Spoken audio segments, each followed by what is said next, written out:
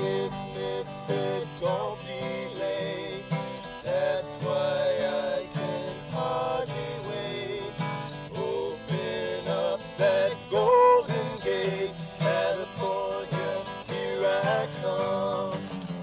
California, here I come. All right. Episode 36, Pick Up Sticks. It's a Amboy, right? Hambone, Amboy. Amboy. Amboy. The town that is no more. It's a flat Earth research center. It sure is. It's Huell's Gold. I'm Chris. That's Alan. We got a lot of show to cover. This is a mega segments going on here. It's a good one. Yeah. The start, though. Huell is, as he puts it, in the middle of nowhere. And Well, before he gets across the road, he looks both ways. he does. And it's funny because there's no cars whatsoever. Well, no, there is that one RV that comes rolling by, but it's funny to me that in this cold open, we're on the side of the highway. Huell's talking about how there's nothing to see anywhere and how hot it is. He says 115, right? Which Yeah. here, we got that. Yeah. We know what it's like. Why does he leave the door and the trunk of the Explorer open? Letting all the hot air in. But the theme, what did you think about that theme? I thought that the Losing Bros Yeah. represented all styles of denim. They sure did. You got to check the Instagram. You'll be sure to see those boys. Because there's one thing about that denim, though. That all the denim that they're wearing, there's no denim sleeves going on. That's a good point, yeah. Old brother on the left, he has sleeves, but just not denim sleeves. And then brother on the right, who kind of looks like Shawn Michaels a little bit. Let me see this. Shawn Michaels circa like 2004, I where he still had the long hair, but he was wearing the cowboy hats. Mm-hmm. Did you get because they're called the Losing Bros, as you said, Losing Brothers. Did you get the little nod to what they were talking about? I didn't. So you haven't heard of the Leuven Bros, Leuven Brothers? That is the Christian group, right? Yeah. Duet? Satan is real. Yeah, one of the wildest country records you'll ever find. That's I funny. wish I knew more about them. I have a whole book on them, and I've never read it. So, Now's the time. right? Inspired, yeah. Yeah, I'll just fail all my classes and read about them. But, There was something Huell said, though, as we're taking off here. okay. You mentioned that he mentioned the heat. It was 115 degrees. Mm-hmm. This is the start of Huell loving creature comforts, or missing them, I should say. Because he says, if you want to join us, bring ice water. Now, that's the first bit, okay? And the second thing is, as we search in the middle of nowhere, right? That's how he starts the show. So, Oh, poor Huell. But, okay. oh yeah, okay. Let's talk about this after the clip. Okay. Huell's going to tell us where we're at. Heading down the highway, going through an area known as Wonder Valley, first thing we noticed were these weather-beaten, deserted houses, almost shacks, all along the side of the road. Why were they there? Was there a story here? Well, our curiosity got the best of us, and we pulled over to investigate. It's old Wonder Valley, huh? Sort of like Hidden Valley. Yeah, I wish. Or Huell wishes he could just have a nice, cool ranch salad. Well, I called it the Wonder Valley Shacks. Yes. We forgot to mention who Huell says we're with first, which doesn't end up being true, but we're with Jim Foote of the Bureau of Land Management and Bob and Jen Reynolds from the San Bernardino Museum. And then we get the state outline this week. Oh boy. What? Yeah, I don't know what the thought was behind this. Because the episode, we haven't said yet either, Amboy, is only a fraction of what we're doing here. We're kind of just in this Mojave Desert area. So Huell just puts, "We are here" on the map. As if you're in a mall needing to know where the Skechers is. But either way, as you heard, these shacks, not Shaquille O'Neal. I wish. SHAQS. Yeah. The first person we do end up seeing is old Jimmy Copeland. Old Jimmy. 2 Jims. Did he, Yes. Yeah. Okay. Was he the inspiration for Fear and Loathing? I think Hunter S. Thompson was, but Well, yeah. that's not who this is. But he certainly He's he's taking some dress cues from old Hunt. Yeah. Because at first, when I first saw it, I real. thought, oh, his hat kind of looks like something Jesse Ventura would have worn Yeah, that's true. in the early 90s. But then once he turns around with that Oh, boy. mustache and the Tinted glasses? it's like, dude, this is our first real desert unique guy. But he is articulate. totally learned. Yep. Very pleated shorts. But he talks all about these shacks that Huell seems to be super enamored with, and it's all land grabbing. You know, it's It was homesteading that was going on, and as his real name's Jim, not Jimmy, but Yeah. we'll go with Jim. well, What there's Jim Jim Copeland, Jim Foote. We need to call him Jimmy. Let's do Jimmy. Okay, so Jimmy lets us know that these were getaways before, quote, RVs and cheap tickets to the Bahamas, end quote. I don't know how much old Jimmy's making per year to make the Bahama ticket seem cheap, but okay. They ain't cheap. Yeah. But yeah, people were getting 5 acres of land if they improved it, and just building any sort of structure, I guess, equated to improvement. So cool. They built these little things here. Huell smashes this shack, though, well, metaphorically. Mm-hmm. And when he says, that isn't much of an improvement. Yeah. But But we get to see one of the fancier ones, right? Higher end. Has its own water tank and air conditioning system, which Yeah. is just a wall AC. It's not. yeah. And these things weren't the wall AC must have come more recently, because he says that electricity didn't come to these things till 1965. And this is 115 out there now. It's probably not the best of getaways, Right. I wouldn't have been thinking, but either way, there was something about these places. This was like the second round of this improvement, right? I didn't There catch was that. Yeah, there was like the first round of kind of homesteading happened in the 1910s and 20s, and then people started coming out there who had been gassed or got tuberculosis during the World War I era. Oh. So they were going out there for the fresh air and the dry heat, I guess. I thought you meant they were pushed out for containment purposes. No, I mean, that's... I thought for a second, like, is that what Jimmy's talking about? But it didn't seem like it, because you can't really... If you get gassed, it's not contagious. Yeah, that's true. TB is, but whatever. Yeah. But was that kind of it? Oh, Yeah, the one that's- thing that old Jimmy says is that it's a museum of the 50s. So this was a thing that happened in the 50s. I don't know how many of these things there are. I didn't look it up, but that was in response to Huell's question. Kind of looks around. Where is everybody? Oh, true, yeah. He So- says a lot of them, no one's been in them for 20 years. Right. And then right then they Well, show... a lot of the owners, right? They're passed on. The original Yes, owner's deceased, yes. and the people who own the property have never actually been. Mm-hmm. And then right at that time, as they're explaining that, they show a burnt-out cabin.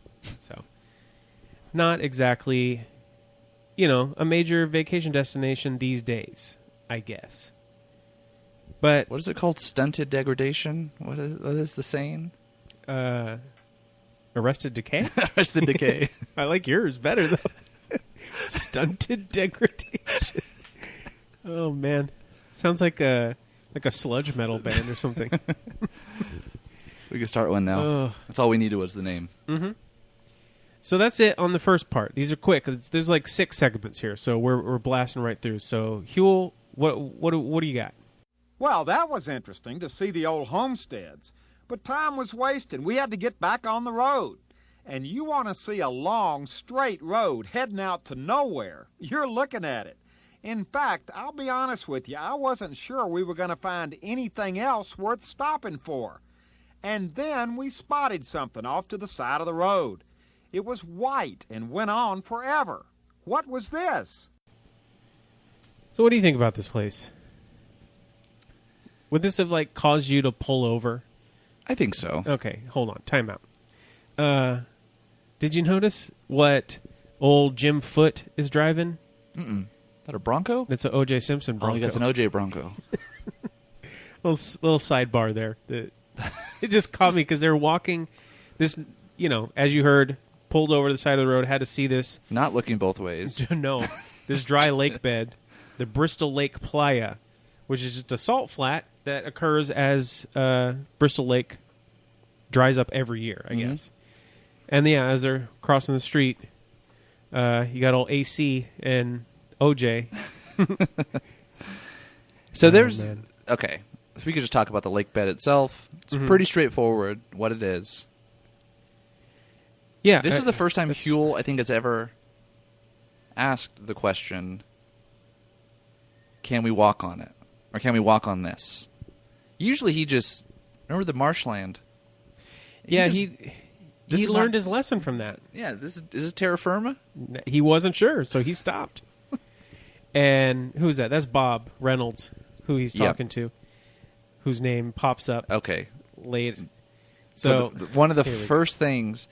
So Huell, so far, when he's around anything salty, it requires a taste test. Of course. And this visit is no different. Of course. The only difference is Bob is feeding Huell, who's licking the salt, the sample, and it's pretty funny. Yeah, because Huell's hands are filled. He's got for sure. the microphone. He's got a big old chunk of salt, which you think Bob could have said, "Taste it." And Huell could have just tasted the huge chunk of salt in his hands, but no. No, it's a baby bird kind of like... Yeah. And it's like Bob gives him the littlest little bit in between his fingers where it's almost like Huell's tongue has to find it within the fingers. It's so weird. Ugh. But Huell, he didn't skip a beat. Not at all. No, he gave his analysis of the piece of salt. That is salty. Well, of course. So, yeah, it's one step of refinement away from being table salt? Yeah. Is that what they said? Oh, man. And then Jim Foote with the Bureau of Land Management. He's my favorite guy in the show. For sure. He kind of takes the reins for most of the rest of the show here and starts explaining kind of the way that the lake dries up every year and how when there is water in it, it looks like this great lake where they could have boating. But no, it's only like 2 inches deep. Yeah. Well, so I did a little bit of research on Jim Foote. Yes. And as far as I can tell, he retired in, April of 2016. And he was the monument manager for the Santa Rosa and San Jacinto monuments in Palm Desert. Okay, so he stayed in the area. Not exactly the same, but close enough. Pretty close, yeah. Well, that's cool. It's cool when a guy has a certain environment that he just... I'm not going to lie to you. I was really hoping he was the guy who... Because the Flat Earth steam rocket... Yeah. It was originally supposed to launch in January of this year. And it was shut down by the BLM.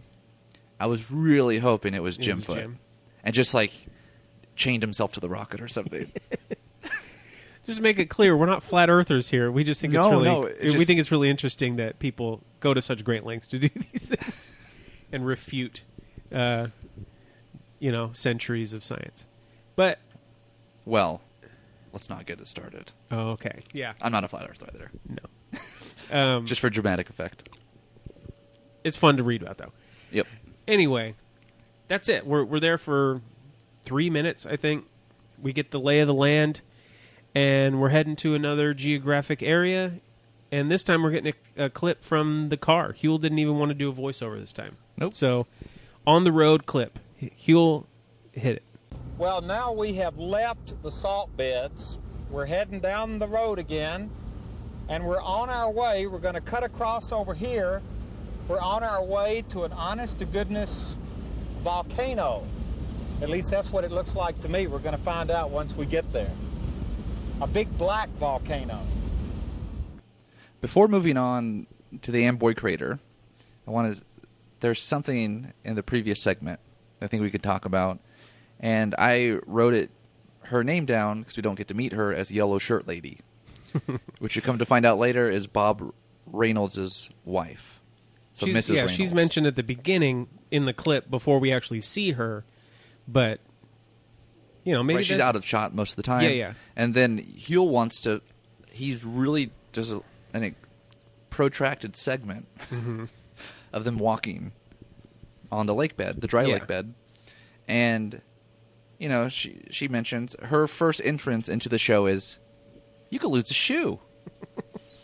Because that's most of what that segment was, is them, kind of sinking into the layer of salt to the kind of mud, dirt below. And she seemed out of it at first. Yeah. But then as soon as, it was just because Huell was kind of ignoring her. But Well, there was a funny bit, too. It was with, she was telling us about the lost treasure stories. Mm-hmm. But the way that she introduces the lost treasure stories is like this. She says, well, there are lost treasure stories which are untrue. Yeah. It's like, oh. All right. So you could have let it hang for a little bit. Yeah. Like, oh, really? That's fun. No, just untrue. Mm-hmm. And then she kind of tells us about him and lost its interest for me. Well, she's going to lose interest in where we're at now pretty quick. At the Amboy Crater, which is... That's a good... Yeah. At this point, it's a national area. And did you notice that Huell had a still camera, like a Kodak camera on his shoulder? He doesn't do it so much in this show, but in some of the other shows, he's got his still camera with him a lot. And where are those pictures? Yeah, all these Huell. Well, because pictures? Based on Louis' book, we know that he wasn't great with a camera. Yeah, like that Louis had. Mm-hmm. Remember, wasn't there something in the book that he just was all over the place and was zoomed in? Yeah. Because there's a couple different times later in the show where Huell has his POV camera. Mm-hmm. It happened when they were on horseback going somewhere. I don't remember. And it is the worst shot.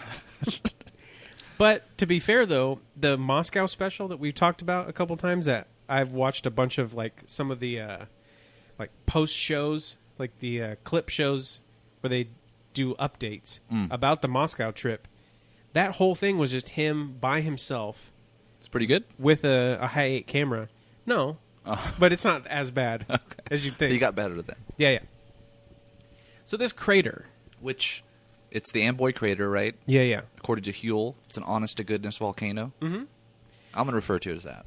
I don't think he fully understood what the term volcano means, that it doesn't actually mean active, fully. Because... Well, there was a bit, though, when they were talking about... He says, oh, so it's extinct. Oh, true. And so, but then the guy says, well, it has the potential to become active again. Mm-hmm. So maybe he had an idea, but yeah, it wasn't fully... I think most volcanoes have the potential again, but right. Either way, the funny thing is they start this segment off a mile from the crater, and Huell kind of fibs a little bit and says, oh, we're going to hike right up there, huh? And old Jim Foot. Which he's just an honest guy. Yeah. He's like, well, we're going to have to drive first. And Huell's like, come on, man. You got to go along with the story. And then they take the craziest, bumpiest, driving over lava beds ride In the OJ Bronco. in the OJ Bronco. And then when they get there, Jim tries to play along with that lie that Huell was saying, and Huell's like, "Well, no, we drove." It's like, "Well, I thought we were going along with the story Then here." Jim Huell. goes over the top with it. Oh man! And then it's just a hike to the top, right? Yeah, but halfway up we lose Mrs. Reynolds. Yep, Jen. She lost interest. Maybe she lost a shoe. I don't know. Ooh, that's true. So, as Huell's going up, he's totally losing breath. And this thing's only 200 feet up from the surface, or like the ground level. But he says amazing twice in 1 minute. And you remember, like, he doesn't say that much in these days. So I think he got a little lightheaded, and maybe, like, that's just... Bring it back to reality? No, I think that's where it started. Like, it kind of clicked into his brain and just became... It just became this like, tick in him, where he just... Whenever he's kind of reaching for a word, amazing. Just a Amazing. filler? Yep. But, yeah, there's at 1337, you see this great shot. Louis up on the high ground, looking down, and far off in the distance, you see the OJ Bronco with Huell being all out of breath and saying amazing a bunch of times. So... Well, when he's out of breath, did you notice he was given a lot of... I'm not going to say they're excuses, because I think these are true. He said, we're from the city. Mm-hmm. Mm-hmm. So, but if you live in San Francisco, you're used to some hills. Yeah. So... But he's from L.A., and he mentions that. So It's Southern California, Moot so point, the yeah. city probably mean you knew what they were Yeah, talking yeah. about. How amazed was he at that volcano bomb?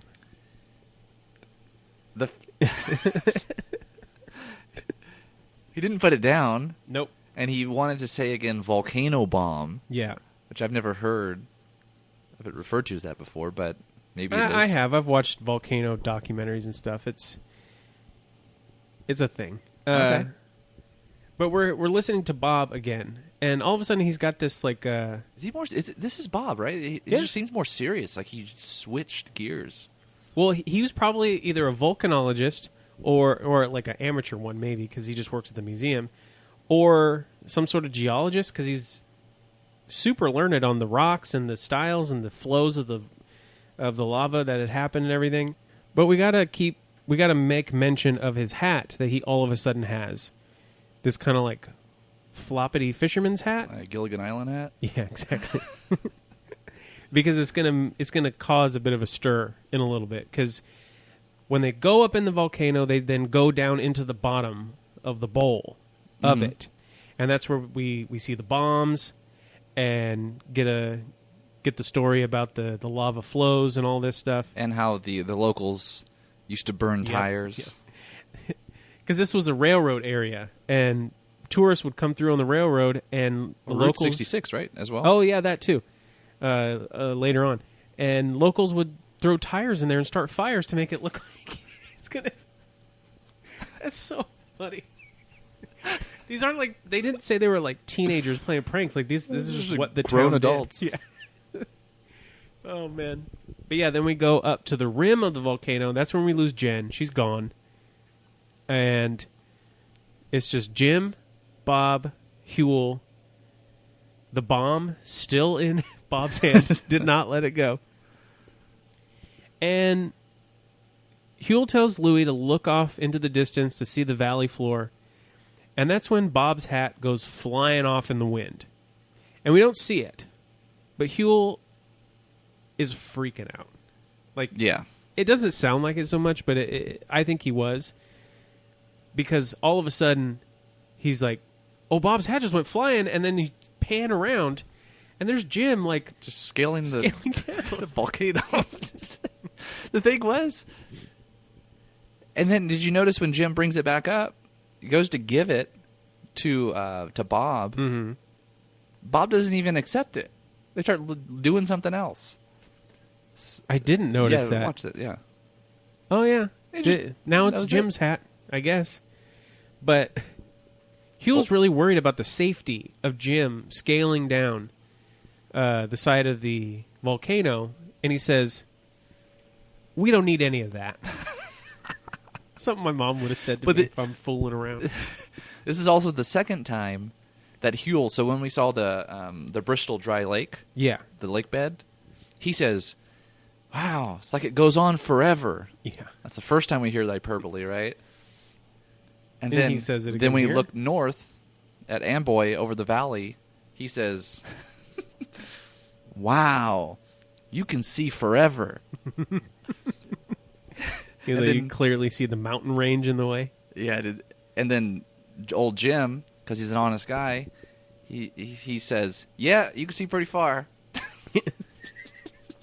Not forever, but Is that kind of it with this volcano? I think so. yeah. Besides the scaling the volcano and Jim, and old Bob not caring that Jim risked his life for his hat. Yeah. That's it. Poor Bob. Well, Poor Jim. poor everyone. hot. They seem super hot. That's why they need to go get some of that cold lemonade. Yeah, the lemonade. That's the last bit. Okay, here we go. Let's hit the lemonade.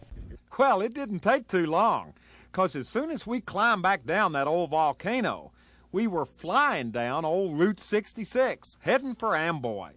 Now, I'd already heard that Amboy wasn't a very big town, but that turned out to be an understatement, because right now you're looking at the entire town. So we're finally in Amboy itself. Not just Amboy, downtown, Yeah, right. not the suburbs. And as you heard in the clip, like you're seeing the whole town in the camera shot, which is, what was it? Like 2 houses, a post office, and a gas station? Yeah, I think he said there are 27 people. Yep, that's what. Yeah. So Huell, he's finally getting to interview, Dude. some folk here, and This guy, you know what? Right I'm not off going to say the anything bat. about him, but he's not California's gold. no, for sure not. He may be Nevada's gold. So Huell he sees a guy with a big old Dodge truck and a dog with a bandana on. This guy holding his 10-gallon hat on, and he goes, "Hey, what did he ask him? He said, what are you doing, Yeah, basically? what's up?" Kind of. And the guy says, "Oh, I'm going to go see my mom in California." And Huell's like, "Well, you're in California." And Amboy, it's not like it's right at the Nevada border by any means. No, he was... He'd been in California for hours. Man. So that's guy one. That was good. Yeah. And The couple. yeah, they see a couple in a car behind, and Huell just asks, "Oh, do you know them?" And they're just they had just pulled up too. So Huell just abandons cowboy hat guy And the dog. and goes and visits. Okay. Okay. It couldn't have been a better transition of people if it had been cast for a TV show. Because Obviously Californians. so California. Even though they're headed to Arizona. They're going to the Which Grand they Canyon. never say where they're from. Where do you think they're from? I think they're from Anaheim. Yeah, they're more southern. I was going to go with a suburb like Flint Ridge. But they're Yeah. more of a... You're right. They're more of like a... Yeah, Anaheim's good. I like that. The reason I say Fullerton, okay, maybe, if they're... Okay. Let me describe what's up here. We got the lady of the couple whose grandma they're visiting. She's the waitress in the diner that they're about to go into. But it's all about this dude. Okay. Just go ahead. It's... So he's got really short shorts that are like baby blue, white, striped shorts with a pink T-shirt, like very Athletic fit? soft pink. Yeah, athletic fit, meaning maybe a size too small to show off them pecs. And he's got a big old drink, and he's got the cig ablazing. So Yep. he's smoking and sipping. But Dude. he's like, okay. This is not saying anything about this, but he definitely, if you put him in the present, would be a CrossFit guy. What do you think? Totally. Yeah, yeah. He seems like he was really good at football in high school. Don't you think? Like, Oh yeah, for sure. probably the star athlete at his school. Like And he's got he the build. and like he pitched having a rugby team, right? And it got shot down. Oh yeah, good call, good call. But Huell's anxious to go meet this grandma because she's got the lemonade. Which that's Ellen Chambers. Okay, and the grandson-in-law smoking and sipping as he's walking up, and keep in mind this is 1993, so they pass old Bob and Jen on their way into the place. Grandson goes in with the cigarette right inside, doesn't even care. Whoo-wee. You know what, though? It's so weird to see such a thing. That's true. I didn't even notice that. But did you notice that they're sort of not on the same page, even from the beginning? Do you come here a lot? It was like a sitcom. Yeah. She says yes, he says no at the same time. Well, I don't know. I thought it was funny. It's like they both got caught in a lie and they hadn't gotten their story straight. Yeah, exactly. So what does he import? Chips? Anyway, we finally get this lemonade. We got old Jim, who he kind of looks like. Do you think he kind of looks like David Cross a little bit? Like as his character in Arrested Development? Yes. Okay. I knew he reminded me of someone. Okay, so they finally get the lemonade. Mm-hmm. What is the first thing Huell does as it transitions out? I don't know. What are you talking about? He chomps the ice. Oh gosh, he does. So hard. He takes the biggest, like double gulp, like go go go go, and you could tell he just didn't even think got about a the ice. big chunk of ice cube. Didn't even. And he care. said, "You know what? I'm just gonna smash this." Yeah. Can you bite ice? Not anymore. I never. I've heard of horror stories of people having fractured teeth Oh. from eating too much ice. No, And I just have sensitive teeth. Well, now I do too. Oh, okay. But then I just think of how David Blaine, he was eating ice for so long that his teeth had all fractured, and they did a story on it, and that's all I imagine. Chewing ice. Was he eating ice to get acclimated to the cold so he could be in that block of ice? Glass. Oh, glass. He eats glass. That's what I said. Like David Blaine eating ice. This seems like such a weird story. No, he did this whole thing where he would take a thin wine glass and just Yep. just chomp it. It was almost like the staring at the sun kind of thing. Oh, the sun Where people did gazers? it, and Mm-hmm. they thought, Eat the Sun, I think the documentary was. And they think they're actually getting fed, and then the optometrist says, "You're destroying your eyes." That horrible scarring. Anyway. So we're switching gears a little bit here, but we're still in the same place. We're still downtown Amboy, and we get to meet its owner. Well, we get to meet, apparently, the guy who built the entire city. That's true. The reason he owns it is because he built the whole dang thing. Old Buster Burris. He built it, owns it, runs it. He's everything to this town. And he's ready to sell it. Yeah. But did you notice, like, they're talking about how Route 66, which this Yep. goes around, it got replaced by, Highway 40. yeah. And that kind of killed the whole town, killed it dead. We have something like that in our county. What's that? Mojave. Yep. The 58, the extension was put in, and people bypassed Mojave to get to the 14. Well, this And- isn't even far from there because this Yeah. whole area is now part of the Mojave kind of state park. I don't know. But I know in our city itself, we have the same effects, and that's when the 99 used to run through Union Avenue, and then through downtown, and then 204, then back where it is now. Yeah, And Union Avenue is a ghost of what it once was. that's for sure. So, Well, Buster is definitely ready to sell. Well, first off, while we're doing this whole segment with old Buster, you notice those jump cuts? no.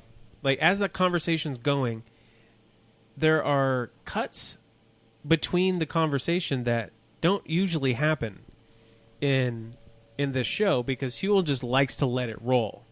And he's usually pretty good about. Yeah. I gotta wonder, what was Buster saying that they had to cut these out? You think he was cussing? It had to be something. Buster, you can't say that. I know. Anyway, Well, didn't it seem like Huell was ready to buy that town? Yeah. Oh, we can talk business off camera. Well, Buster ended up. He was a man of his word. He ended up selling the town in 1995. So only 2 years later. Yep, and then he moved to 29 Palms and died there in 2000. Wow. And then there was two guys who bought it. I don't remember exactly the history, but I think it was two guys who bought it. And then they filed bankruptcy, and it went back to his wife, Bessie, Okay. I think. And then another guy bought it, revamped the cafe. He bought the entire town. He revamped the cafe, and then it was an inadequate water supply, if I remember right. And now it's just dried It's up. just totally dead. Ay, I think ay, ay. the motel's closed, cafe's closed, post office is closed. Well, sorry, Amboy. But there's more to this area than just Amboy, and we're going to learn a little bit about it because Huell obviously did a little bit too much show this week, and he's going to have to do some cramming at the end. So we still got 3 places to go. But we'll see what we really hear about. Hold on. Well, I could have talked business with Buster all day, but we still had 2 more places to visit. First, we stopped and took a look at the Kelso Dunes, the 3rd tallest dunes in the country. They're huge, rising over 600 feet above the desert floor. And then we stopped in the little desert community of Kelso for a quick tour of the old Kelso train depot and hotel. A wonderful old building. So I said 3 places, it's actually 2. Still, we just get a clip of the dunes. Like, as long as you're hearing Huell talk the dunes, we're seeing the dunes. And we get one interesting fact that they're the second highest? 3rd. 3rd. I'm assuming. That's about it? Yeah. Maybe Napomo and Oceano are number 1 and 2. Yeah. Either way, last thing, the Kelso Depot. This thing, it looks like it's getting ready to get torn down, right? Yeah, I should have followed up with some research to see if it's still there. You should have. I did. Okay. Basically, the Bureau of Land Management got hold of it after the local townspeople banded together and did a whole thing that people do when they want to save a building that's worth saving. They raised money and got it out from under the owners that wanted to tear her down. Okay. And then the Bureau of Land Management had to then restore it to allow for it to be used for the visitor center idea that they had for it. Because at that point they wanted it to be an area to learn about the train history of Southern California. Okay. And the unique culture of the desert. Well, That's cool. yeah. The Bureau of Land Management kind of dragged their feet, didn't get it done. But thankfully, this whole area we've been talking about, is now part of the Mojave National Reserve. So the National Park System took over Kelso Depot. They did the whole renovation, and in 2005, it opened as the Kelso Depot Visitor Center. Look at that. It's all real. Would you look at it? And now that's kind of like the main stop to get information about all that Mojave has to offer, as far as the national park stuff, anyway.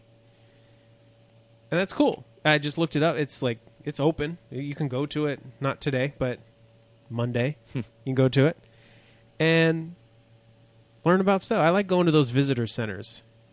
They always, the people in there, if you go up to the counter, there's always these counters where they have all the maps and the info and the permits, whatever. Those are the kind of people that I bet old Jim Foote worked in one of those. Yeah. Super learned, tells you all the things you need to know, all the things you don't need to know, things you never thought you'd ever know. like just information superhighways before the internet. All right. But then that's kind of it, because, again, Huell was running out of time. We're already at, like, the 26-minute mark, when Huell usually is wrapping up, like, at 22 They wanted minutes. to save time for this montage. Mm-hmm. That's right. So we're ending the show in the middle of the road again. And this time there looks like a train has stopped all traffic, which all traffic means no cars. But Huell thanks everyone, calls it the $5 tour. Mm-hmm. And then he kind of like... So everyone's facing the train. Huell walks past Louis to then look at the road beyond so he can do his outro just with him and the landscape in the back. And then he does his fine example, California's gold. Goodbye, everybody. Turns around, starts walking off. And they could have just cut to black there. But they don't. Huell stops. I don't know where I'm going. I'm getting back in the car, getting that AC. And he walks back towards where he had come from. And it's the silliest thing. Oh, I love it. And you think like, oh, this can't get weirder. Nice does. black and white. Oh, man. So our credits roll over black and white slow-mo versions of the same walking up the crater video. Like, it's no different. It's not even cut different.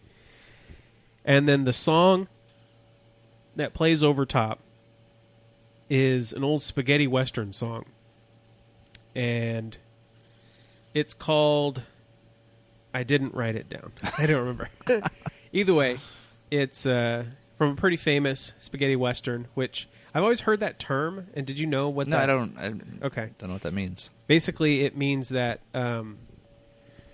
during the early 1900s, not super early, but westerns were really popular in Europe and the U.S., but it was a lot cheaper to make them in Europe than it was the U.S., and there was all this terrain, specifically in Italy, that kind of looked like the American West. Oh.